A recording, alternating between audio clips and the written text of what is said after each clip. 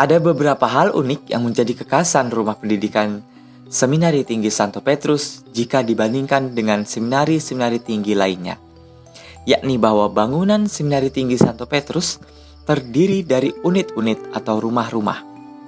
Tujuannya ialah supaya unit-unit tersebut menjadi miniatur pastoran, tempat di mana para imam diosesan akan berkarya.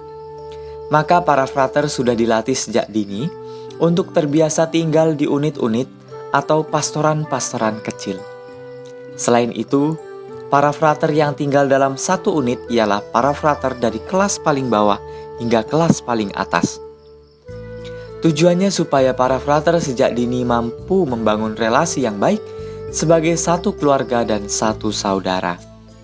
Selain itu, sangat diharapkan supaya para abang kelas dapat membantu dan menuntun adik-adik kelasnya.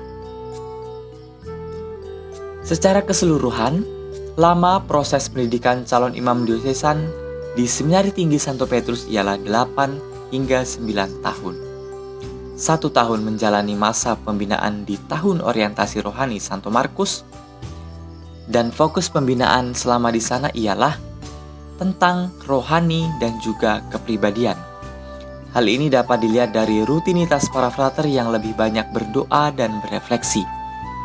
Selain itu, mereka juga melakukan aktivitas pada umumnya seperti bekerja, olahraga, pengembangan minat dan bakat, serta kegiatan-kegiatan lainnya. Setelah itu, para frater menjalani masa pendidikan filsafat selama 4 tahun. Setelah lulus dari pendidikan filsafat, para frater menjalani tahun orientasi pastoral atau yang sering disebut dengan TOP di paroki-paroki di wilayah keuskupannya masing-masing selama kurang lebih 1 tahun. Setelah itu, mereka kembali ke Seminari Tinggi dan menjalani masa pendidikan teologi selama 2 tahun. Selesai pendidikan teologi, para frater yang sudah selesai pendidikan filsafat dan teologi menjalani masa persiapan diakonat dan imamat selama kurang lebih 1 tahun. Mungkin kita bertanya-tanya apa saja yang dibina oleh para frater selama 8 hingga 9 tahun tinggal di Seminari Tinggi. Ada 4 aspek yang menjadi fokus pembinaan para calon imam, yakni aspek rohani, kepribadian, pastoral, dan juga intelektual. Dalam aspek rohani, sebagai calon imam, para frater dibina untuk memiliki kehidupan rohani yang baik. Tujuannya ialah supaya kelak para frater menjadi imam-imam yang dapat membawa dan mengembalakan umat untuk semakin dekat dengan Allah. Karena itu, sejak di Seminari Tinggi, para frater sudah membiasakan diri dengan doa pribadi maupun doa bersama. Doa bersama berarti doa-doa yang dilakukan secara bersama, seperti doa brevir, adorasi ekaristi, perayaan ekaristi, meditasi, dan lain sebagainya.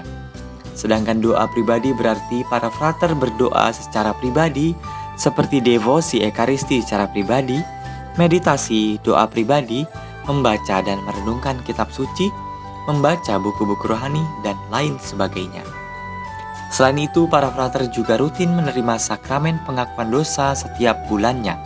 Dalam aspek kepribadian, sebagai calon imam, para frater dibina untuk memiliki kepribadian yang baik.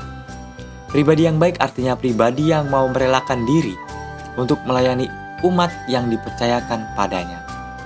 Para frater diharapkan mampu menghargai dan menghormati sesama, bersikap dewasa, terbuka terhadap siapa saja, peduli, rendah hati, memiliki semangat juang yang tinggi. Salah satu cara yang sering digunakan untuk mengetahui perkembangan kepribadian para frater ialah dengan mengadakan koreksio fraterna, baik itu antar praunio, tingkat maupun juga unit. Koreksio fraterna berarti memberi koreksi dan apresiasi atas perkembangan kepribadian para frater, baik itu dari sifat-sifat positif maupun yang negatif. Tujuannya ialah supaya para frater dapat memperbaiki apa yang kurang baik dan mempertahankan apa yang sudah baik. Dalam aspek intelektual, sebagai calon imam yang akan membimbing umat nantinya, para frater diharapkan memiliki intelektual atau tingkat kepandaian yang baik. Para frater diharapkan memiliki kemampuan berpikir secara logis dan sederhana. Oleh karena itu, selama proses formasio atau pembinaan, Para frater mengikuti proses belajar mengajar di kampus selama kurang lebih 6 tahun. 4 tahun belajar filsafat dan 2 tahun teologi. Dengan demikian sangat diharapkan para frater memiliki wawasan yang luas dan pengetahuan yang mendalam tentang iman akan Yesus Kristus. Selain itu, para frater juga belajar ilmu-ilmu humaniora atau ilmu tentang kemanusiaan. Tujuannya ialah supaya para frater memahami lingkungan dan situasi tempat di mana ia akan melakukan praktek pastoral. Dan yang terakhir, aspek pastoral. Para frater merupakan calon gembala umat yang diharapkan mampu membawa dan membimbing umat pada iman yang benar, yakni iman kepada Yesus Kristus. Sebagai calon gembala, para frater belajar untuk mengembangkan karakter seorang gembala, pertama-tama dimulai dari diri sendiri. Para frater diharapkan menjadi seorang gembala yang baik, bukan hanya dengan kata-kata atau teori belaka, tetapi juga dengan tindakan langsung. Menjadi gembala berarti mampu berbuat sesuai dengan apa yang dikatakan. Nah, teman-teman yang terkasih, itulah sekilas tentang profil Seminari Tinggi Santo Petrus Pematang Siantar.